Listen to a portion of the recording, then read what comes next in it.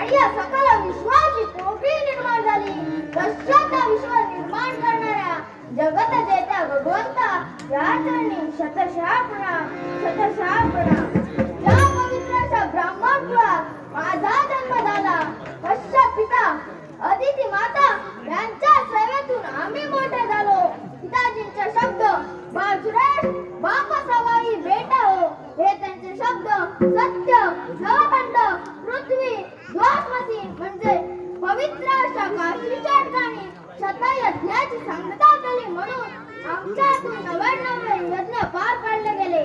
100 याग कोणत्या तऱ्हेने पार पाडावे याच्या विचारात असताना प्रत्यक्षात त्रैलोक्यात नारद मुनींचे आगमन झालं. त्यांना गुरु म्हणून 100 याग म्हणजे सोम याग आमच्यातून पार पाडले गेले.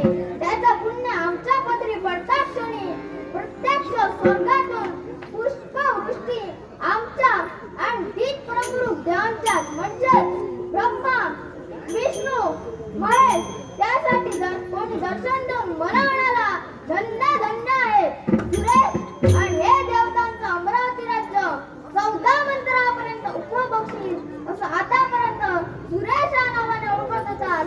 याच्या पुढे राजा अमरेश नादाला पाठवून असतील.